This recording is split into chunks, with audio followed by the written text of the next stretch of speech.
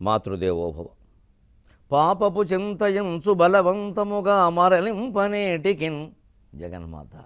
పాపపు చింతయంచు బలవంతముగా మరలింపనేటికిన్ పాపము పుణ్యము పరమ పావని నీదు స్వరూపముంచు నీ పాపట పింద చెప్పినది భాగవతమున దేవి. పాపపు చింతయంచు బలవంతముగా మరలింపనేటికిన్ పాపము పుణ్యమున్ పరమ పావని నీదు స్వరూపమంచు నీ పాపట పింద చెప్పినది దేవి. నీ పాపట పింద చెప్పినది భాగవతమున దేవి. ఈపయన్ చీపురు తోడ చిమ్మెదను చింతను చింతను గోర్చి చింతను. ఈపయన్ చీపురు తోడ చిమ్మెదను చింతను చింతను గోర్చి చింతను. ఏబిఎన్ ఆంధ్రజ్యోతి ప్రేక్షక మహాశయులందరికీ నవజీవన వేదం అనే కార్యక్రమంలో 1154వ భాగానికి స్తోత్రమంజరికి సాగుతున్న సామాజిక వ్యాఖ్యలో 54వ భాగానికి స్వాగతం పలుకుతున్నాం.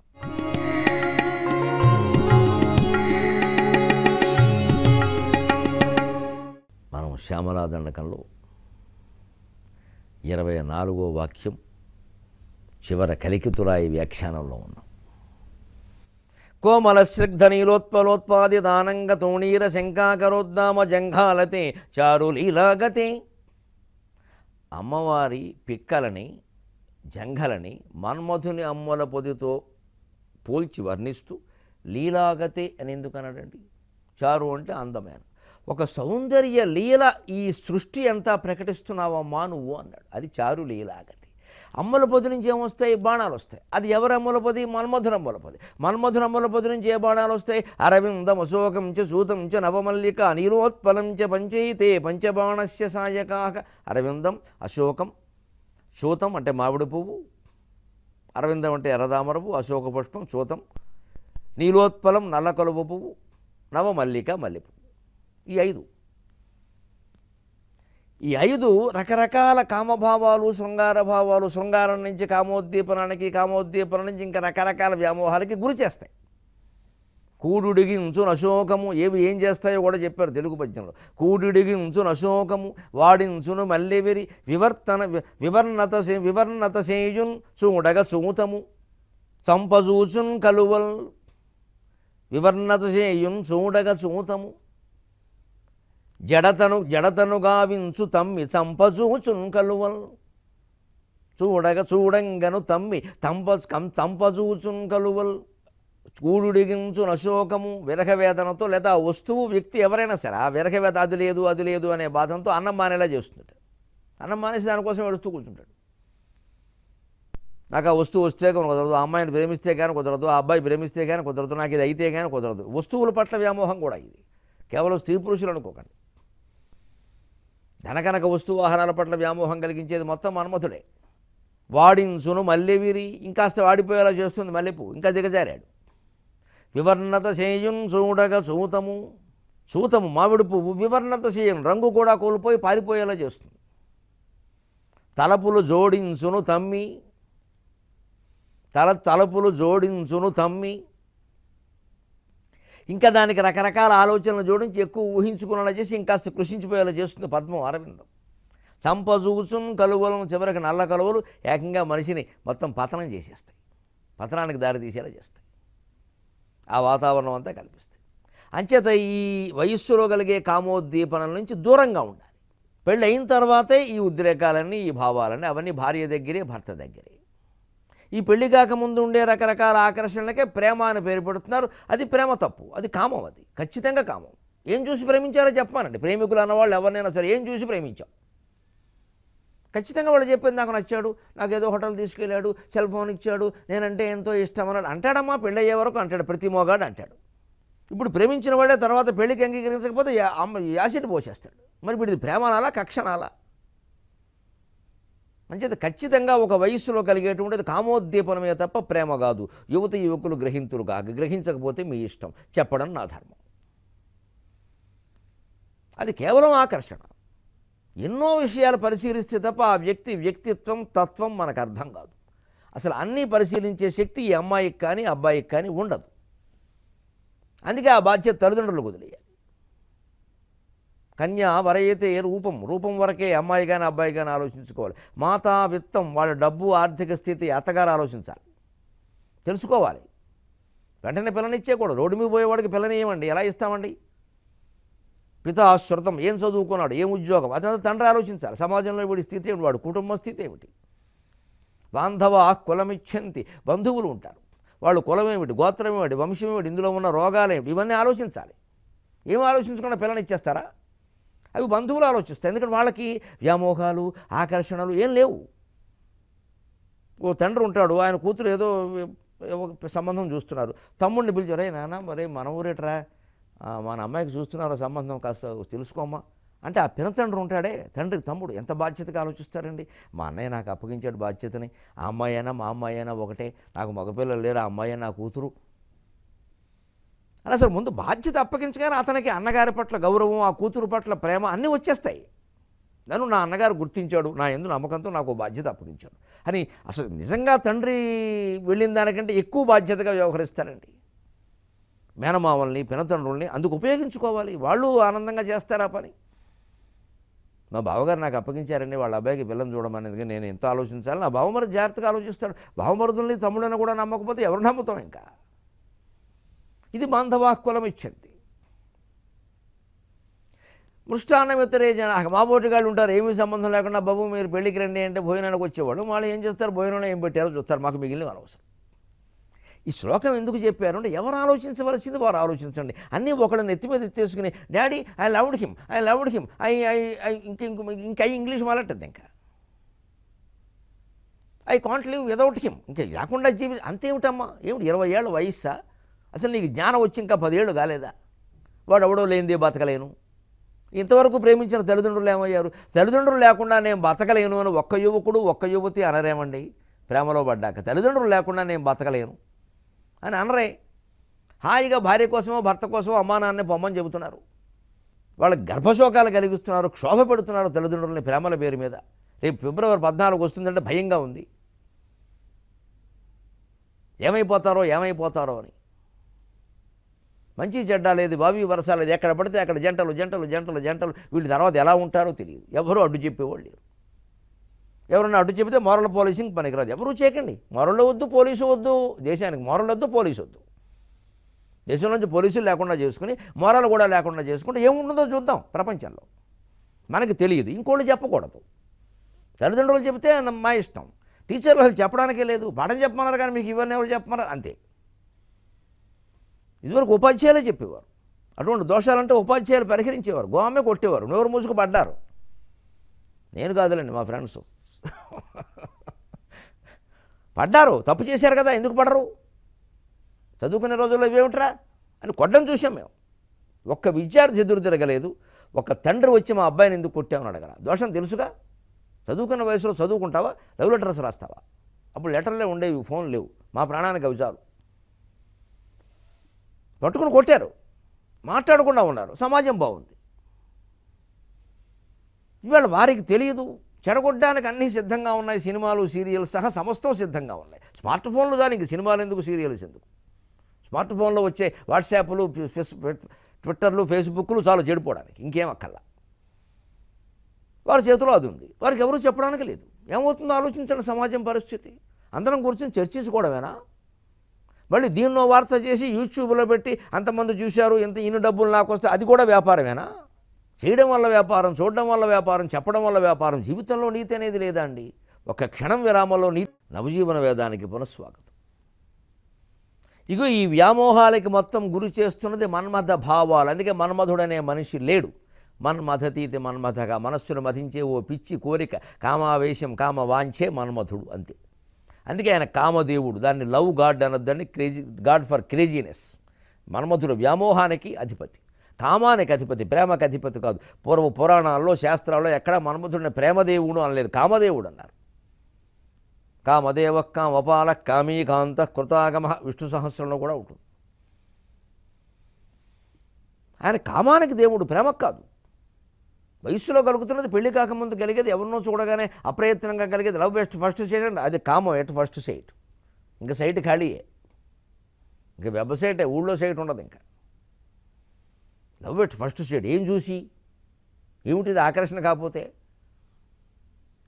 ఇది అజ్ఞానం.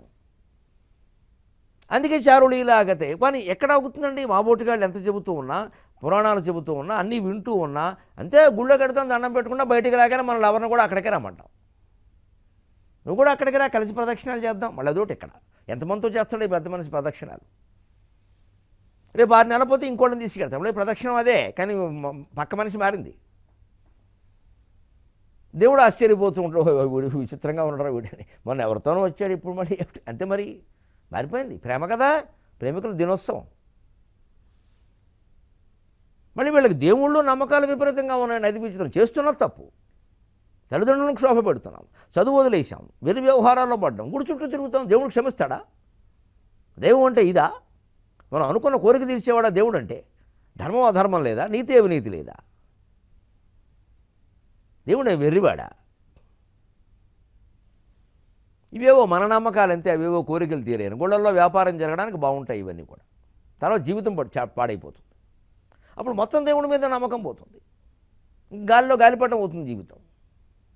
ఇది ఎంత అమ్మవారు సాగిస్తున్న లీల. దాన్నే శంకరాచార్య స్వామి సౌందర్య లహరిలో చెబుతారు. మన్మధుడు ఎవడమ్మా, వాడి శౌర్యం ఎంత, వాడుకున్న బాణాలేమిటి, ధను పౌష్పం మౌర్వి మధుకరమయి పంచవిశిఖా వసంతస్సామంతో మలయమరుదయోధనరథక తథప్యేక సర్వం హిమగిరిసుతే కామపి కృపాం అపాంగాత్తే లబ్ధ్వా జగదిదమనంగో విజయతే.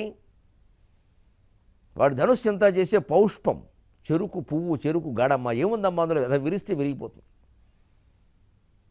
మౌర్వి మధుకరమయి, ఆ తుమ్మెదలు వింటినారుగా తుమ్మెదలు ఉంటాయండి, జమ్ జమ్ అంటూ ఎగిరిపోవా? అది ఆగి ఎగిరిపోయే వింటినారే, తాడు కాదు, ఏమీ కాదు. మనకి పెద్ద పాశమైపోతుంది ఈ కామవాంఛ. పంచభిషిక ఇంత చేస్తే 5 బాణాలు, అవి పువ్వులు బాణాలు ఏమిటండి అంటే మనస్సులో కలిగే రకరకాల కామ వాంఛల్ని పువ్వులతో పోల్చారు. ఎందుకంటే పువ్వులు శృంగారానికి ప్రత్యేక. అందుకని శృంగారానికి ప్రత్యేకమైన పువ్వులను మన్మధుడు బాణాలు అన్నారు. అంతేగాని మన్మధుడు అని ఒక మనిషి కూర్చొని ఓ చెరుగ్గడ పట్టుకుని దానికి తుమ్మెదల వింటినారు పెట్టుకుని 5 పువ్వులు పెట్టుకుని కాలవ కొట్టుమి కూర్చుంటాడా? ఊహించండి, సాధ్యమేనా? బాణాలు ఉంటాయా, నారు ఉంటుందా? తుమ్మెదల నారేమిటి, పువ్వులు బాణాలు, ఇదంతా ఊహ, కల్పన. ఎందుకు? మనకు కలిగే పిచ్చి పిచ్చి భావాలు వయస్సులో కలిగే వాటికి ఇది కల్పన. దీన్ని జయించడానికి ఈ మొత్తం లీలకు కారణమైన అమ్మవారిని శరణు వేడాలి. వసంతుడు ఆయనకి సామంతుడు. కాస్త వసంత ఋతువులో ఈ భావాలు ఎక్కువ కలుగుతాయి. ఉగాది నుంచి మళ్ళీ మొదలవుతుంది మొత్తం బిజినెస్ అంతా. 2 నెలల పాటు ఇదే పైన తోటల నిండా వీళ్ళే. మళ్ళీ గ్రీష్మ ఋతువు రాగానే మొత్తం చెమట పోసేసి ఈ ప్రేమలన్నీ ఎక్కడికి పోతాయి? తీద్ది. మరి చెమటలో ఏ ప్రేమలు ఉండవు, ఉక్కపోస్తుంటే ఏముంటాయి? అంటే వీడికి కాలం కూడా ఉంది, ఓ సీజన్, అదే వసంత ఋతువు. అందుకే వసంతుడు ఆయనకి సాయం. మలయమరు సాయంకాలం పూట పిల్లగాలి వీచేటప్పుడే ఈ మేళం అంతా సముద్ర తీరంలో బీచ్ అని చేరతారు. అక్కడ మధ్యాహ్నం ఎండలో నుంచోమని ఎందుకు నుంచుంటారు? ఏ ప్రేమ పుట్టదు, ఒళ్ళంతా చెటపట్లాడిపోతూ ఉంటాయి. అంచేత మన్మధుడికి సాయం ఎవరు? మలయమారుతం సాయంకాలం ఇచ్చే పిల్లగాలి. చలిగాలి కానీ వేడి గడుపులు కానీ వీస్తుంటే ఈ ఆలోచనలు రావు. అంచేత వాతావరణం కారణంగా వచ్చే పిచ్చి ఆలోచనలు అయ్యా, దీన్ని వదిలిపెట్టే అని చెప్పడమే కదండి సౌందర్య లహరి సారాంశం. ఈ చారులు ఇలాగతే అన్నదాని సారాంశం. వాతావరణం కారణంగా మనకు అనిపిస్తోంది అలాగా, అంతేగా నిజమైనటువంటి ప్రేమ కాదు ఇది. నిజమైన ప్రేమ పెళ్ళయ్యాకే ఏర్పడుతుంది. పెళ్ళయ్యాక కూడా 10 ఏళ్ల వరకు ఏర్పడదండి. అనుభవం మీద చెబుతున్నాం మొహమాటం లేకుండా. చాలా అపార్థాలు ఉంటాయి, చాలా ఇబ్బందులు ఉంటాయి. ఏమిటి ఈ మనిషి అనిపిస్తుంది, మొగాడికి ఆడదానికి ఇద్దరికి కూడా. ఎందుకు చేసుకున్నాం అనిపిస్తుంది. కానీ అలాగే సర్దుకుని నెమ్మదిగా చేస్తుంటే అసలు ఆ మనిషి పరిస్థితి ఏమిటో అర్థమవుతుంది. కొన్ని గుణాలు ఉంటాయి మనుషుల్లో, భార్యలో ఉండొచ్చు, భర్తలో ఉండొచ్చు, అవి మారవు. మనం మార్చే ప్రయత్నం చేసిన కొద్దీ మరింత మొండికేస్తారు. 1,00,000 మందిని చంపొచ్చు కానీ ఒక మనిషి మనస్సులో అభిప్రాయాన్ని మార్చలేమంటాడు టాల్స్టాయ్. 1,00,000 మందిని చంపొచ్చు, ఒక మనిషి మనస్సులో స్థిరమైన అభిప్రాయాన్ని మనం మార్చలేం. అదంతే. అది దానివల్ల కష్ట నష్టాలు ఏవో వారు అనుభవించాల్సిందే. అనుభవించినా మారతారో లేదో మనకు తెలియదు. మనం ఎలా ఉండాలో నేర్చుకోవాలి తప్ప వారిని మార్చుదామని ప్రయత్నం చేయొద్దు. అప్పుడు సంసారం సుఖంగా సాగుతుంది. భార్య మారట్లా, భర్త మారట్లా అనొద్దు. ఎవరూ మారక్కర్లేదు. లోకాన్ని మార్చే ప్రయత్నం కంటే అందులో మనల్ని మార్చుకునే ప్రయత్నం చేసుకోవడమే మంచిది. లోకాన్ని మార్చే ప్రయత్నం మేము ఏం చేస్తున్నామో తెలుస్తుంది. మాటలే చెబుతున్నామమ్మా, మీరు ఎవరు వింటున్నారో నాకు తెలియదు. స్త్రీలా, పురుషులా, ఏ వయస్సు వాళ్ళు, విషయం తెలిసిన వాళ్ళ, తెలియని వాళ్ళ, సంస్కృతం తెలిసిన వాళ్ళ, తెలుగు తెలిసిన, నాకేం తెలియదమ్మా. నేను కేవలం కెమెరా ముందు కూర్చొని చెబుతున్నా. అంటే లోకం బాగుండాలనే దృష్టితో అమ్మవారి దయ ఈ జీవుడి మీద పడుతుందని, ఎప్పటికైనా జన్మరాహిత్యం అనేది ప్రసాదిస్తుందని కనిపించి నేను రా అమ్మవారిని, నేను రా, నువ్వు ఏడుస్తున్నావురా నా కోసం, నేను రా అని అంటుందని ఈ జీవుడు ఆశ, ఓ పిచ్చి ఆశ, ఓ పిచ్చి నమ్మకం. అందుకోసం చేస్తున్నావు ఇవి. ఇంత తాపత్రయపడ్డావు కదరా, ఇంత నిస్సంకోచంగా చెప్పావు కదా, ఇంత నిర్భీతిగా చెప్పావు కదా, కత్తులకి కళాలకి వేటికి భయపడలేదు కదా, నీకు కాకపోతే ఎవరికి దర్శనమిస్తానరా అని ఒక్కసారి చతుర్భుజే చంద్రకళావతంసి కుచోన్నతే కుంకుమ రాగశోణి పుండ్రేక్షు పాశాంకుశ పుష్ప బాణహస్తే నమస్తే జగదేకమాతక జగదేకమాతక. ఎన్నడు నిన్ను చూచెదను. ఈ జీవిత లక్ష్యం అదమ్మా. కన్నీళ్లతో చెబుతున్నా, కరిగిపోతూ చెబుతున్నా. నా లక్ష్యం అది.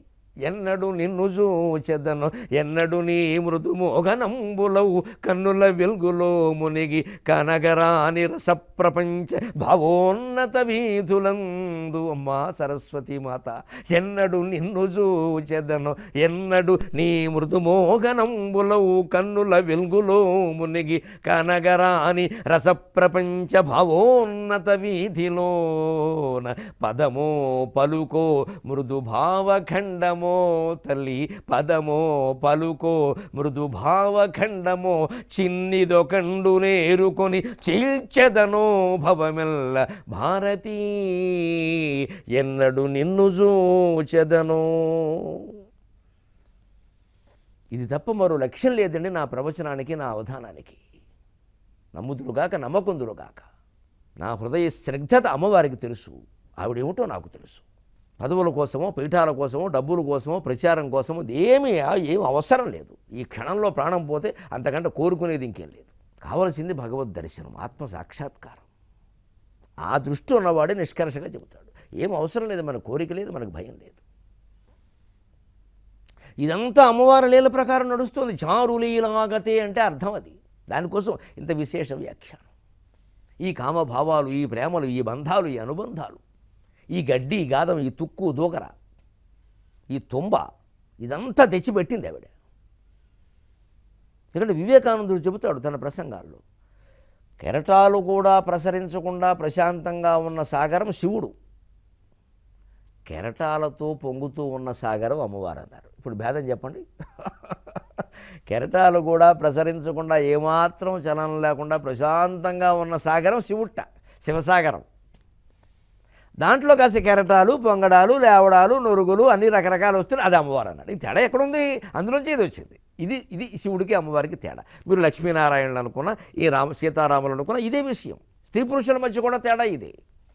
స్త్రీ ఎప్పుడూ కొన్ని విలాసాలు, కొన్ని విన్యాసాలు, కొన్ని సరదాలు కోరుకుంటుంది. స్త్రీ ప్రవృత్తి అది. పురుషుడు గంభీరంగా ఉండి ఎందుకు ఇవన్నీ ఇప్పుడు ఏదో సెలవునాడు ఇంట్లో కూర్చోక అంటాడు ఈయన. ఆదివారం వచ్చేసరికి ఈయనకి ఏదో మరి ఉద్యోగం చేశాడు కదా. ఆవిడ అలాగా ఎక్కడికి వెళ్లకుండా ఏమిటి గుళ్ళో పాములా ఇంట్లో అంటుంది ఆవిడ. ఇదేనండి సరిగ్గా అమ్మవారి ప్రవృత్తి, స్త్రీ ప్రవృత్తి, శివ ప్రవృత్తి, పురుష ప్రవృత్తి. ఎవరిని ఎక్కువ అంటారు, ఎవరిని తక్కువ అంటారు మన అవగాహన లోపంగా.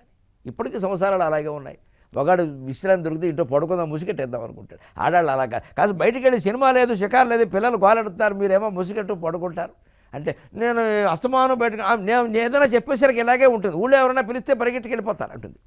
సరిగ్గా ప్రతి సంవత్సరం ఇలాగే ఉంటుంది చూసుకో. అందుకే మీరు లలితాదేవి కూడా ఆవిడ హాయిగా సర్వాభరణాలు ధరించి కూర్చుని శ్రీమాత శ్రీ మహారాజ్ఞి శ్రీమత్సింహాసనేశ్వరి చిదగ్నికొండ సంభూత దేవకార్య సముద్యత అన్నట్టుగా ఉంటుంది. ఈయన అలాగే ఏమీ లేదు, వెనకాల శుభ్రంగా పడుకుంటాడు. నిరాధార నిరంజన నిర్లేప నిర్మలానిత్య నిరాకార నిరాకుల అన్నట్టు ఈయన ఉంటాడు. ఆ ఇద్దరి భావనలో మునిగిపోదామమ్మా. అది ముఖ్యమే, ఇది ముఖ్యమే. ఆయనది నిర్గుణం. ఇప్పుడు నవజీవన వేదానికి పునఃస్వాగతం. కోమల స్నిగ్ధ నీరోత్పలోత్పాదిదానంగా తూణీర శంఖాకరోద్దామ జంఘాలతే చారు లీలాగతే. ఆ చారు లీల ఏమిటో తెలుసుకున్నాం, మన్మథ లీల. అందుకే అమ్మవారి చేతుల్లో ఉండే పుష్పాలు అవే. పంచతన్మాత్ర సాయక అరవిందమశోకంచ చూతంచ నవమల్లిక అవే ఉంటాయి. అవే శబ్దస్పర్శ రూపరస గంధాలకి ప్రతీకలు. ఈ ఐదింటికి లొంగకపోతే మనిషి బాగానే ఉంటాడు. అందుకే ఈ ఐదింటిని నీకు కనిపించేలా చేస్తున్నది ఏది ఉందో దాని మీద దృష్టి పెట్టవయ్యా అన్నారు శంకరాచార్య. ప్రబోధ సుధాకర కానీ అద్భుతమైన ఉపదేశం చేస్తారండి ఆయన. ఇటీవల చదివాను. హరి సాంబశివశాస్త్రి గారి అనువాదంతో వ్యాఖ్యానంతో వచ్చింది. శంకర గ్రంథమండలి తెనాలి వారు వేశారు. ప్రబోధ సుధాకర. అందులో ఈ మనం ఎక్కడ ఏ వస్తువులను ఎలా చూస్తున్నామో మన చూపులో ఉండే తేడా ఏమిటో చెప్పడానికి శంకరాచార్య చక్కని ఉదాహరణ చెబుతారు. నేల మీద కూర్చో ఓ దీపం పెట్టమంటారు ప్రమిదలో. మామూలు కార్తీక మాసం పెడతాం కదా, ఓ ప్రమిదలో ఓ చిన్న దీపం పెట్టు. దాని మీద ఒక ఖాళీ కొండ ఒకటి బోర్లించుంటారు. దానికి 5 రంధ్రాలు చేయమంటారు. కొండ గిన్నె ఏదైనా సరే 5 రంధ్రాలు. 5 ఎందుకు చేయమన్నారంటే ఓ లెక్క ఉంది అందుకోసం. బోర్లించి ఇప్పుడు కూర్చో. సరిగ్గా ఈ 5 రంధ్రాలకి ఎదురుగా ఒక రంధ్రం దగ్గర ఒక బొమ్మ వీణ, బొమ్మతో చేసిన చిన్న వీణ, బొమ్మ వీణ, లెక్క పెడత వీణ అంటే అలాంటి తోడు పెట్టు. రెండో చోట విసినకర్ర పెట్టు, లేకపోతే పోనీ ఆధునికంగా ఓ టేబుల్ పెట్టు, ఓ టేబుల్ ఫ్యాన్, ఓ ఫ్యాన్ లాంటిది. ఎందుకు పెట్టమన్నారు ఓ లెక్క ఉంది. మూడో చోట ఒక ఉంగరం కానీ ఓ గడియారం కానీ పెట్టు. ఓ ఉంగరం, మెరిసే ఉంగరం పెట్టు, ఓ రత్నం ఉన్న ఉంగరం ఏదైనా కూడా పెట్టు మూడో రంధ్రం దగ్గర. నాలుగో రంధ్రం దగ్గర ఓ మిఠాయిండు పెట్టు. 5వ రంధ్రం దగ్గర ఓ సెంటు బాటిల్ పెట్టు. ఆయన ఏవో పూర్వపు వస్తువులు చెప్పాడు, నేను కొంచెం కొత్తవి చెప్పాను అర్థం కావడానికి.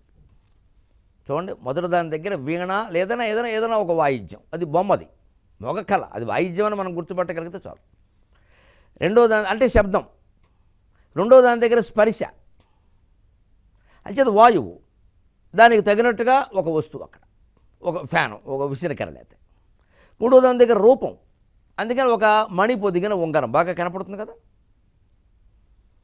ఇవన్నీ ఎప్పుడు చేయాలి? చిమ్మ చీకట్లో కూర్చోవాలి. ముందు గదిలో వేరే దీపాలను కూడా చిమ్మ చీకటి, సినిమా హాల్లో ఉండేది చీకటి ఉండాలి.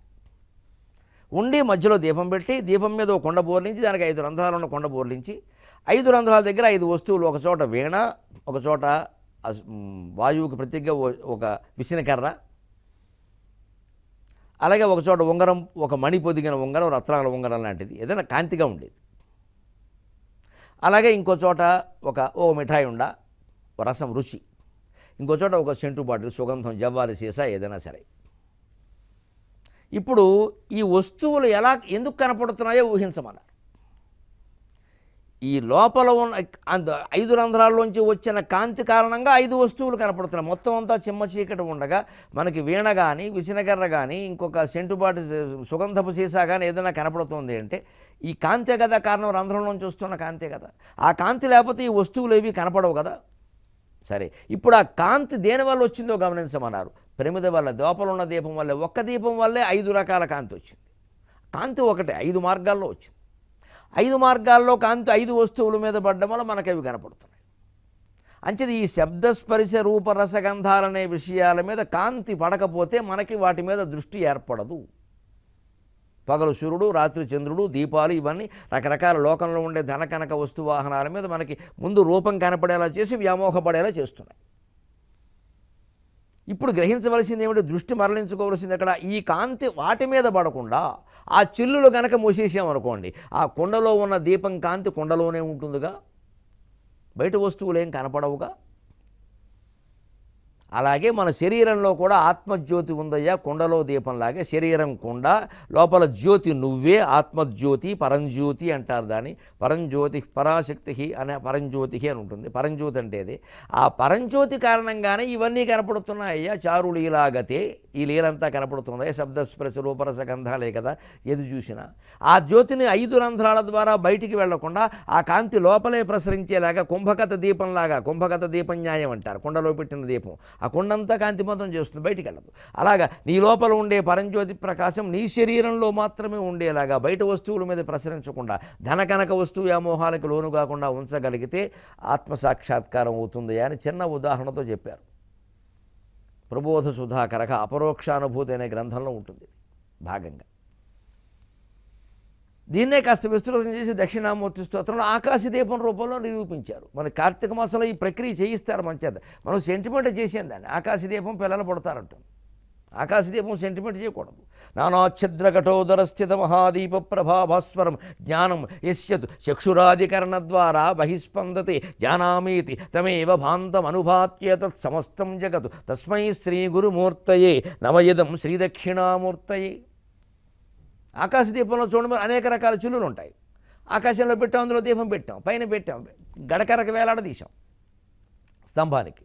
చూస్తుంటే ఎన్ని చీలుళ్ళు ఉన్నాయో అన్ని దీపాలు ఉండక కనపడుతుంది, లోపల ఉన్నది ఒకటే దీపం. అదే రకంగా నీ దేహంలో కూడా ఓ దీపం ఉందయ్యా, నీ దేహమే అని ఆ దీపమే జ్యోతి, నువ్వు ఆ పైన ఉన్న ఆకాశ దీపమే, కొండే ఆ ఘటమే నీ శరీరం, ఇంద్రియాలే ఆ రంధ్రాలు.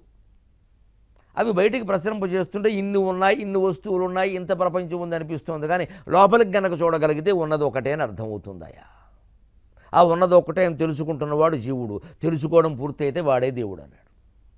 జనామైతే తమేవా, దాన్ని తెలుసుకుంటున్నాను అని ఏది ప్రకాశిస్తుందో అదే నువ్వు, అదే గురువు, అదే దక్షిణామూర్తి. ఇంత చక్కని ఉదాహరణలు అతి సులభంగా మన ఇంట్లో ఉండే వస్తువులతో చెప్పారండి. మనం ఆ స్తోత్రాలు చదివేటప్పుడు, ఈ మాటలు వినేటప్పుడు ఈ దృష్టితో ఆలోచన చేయాలి. కానీ ఈ దండకం చదివితే పిల్లాడికి పెళ్ళి అవుతుందా అండి, కోడల్ని ఇళ్ళు వేసుకుంటుందా అండి, మా వాడికి ఉద్యోగం వస్తుందా అండి, ఈ దరిద్రపు ఆలోచనలు మానేయాలమ్మా. వీటికి ముగింపు పలుకుదాం.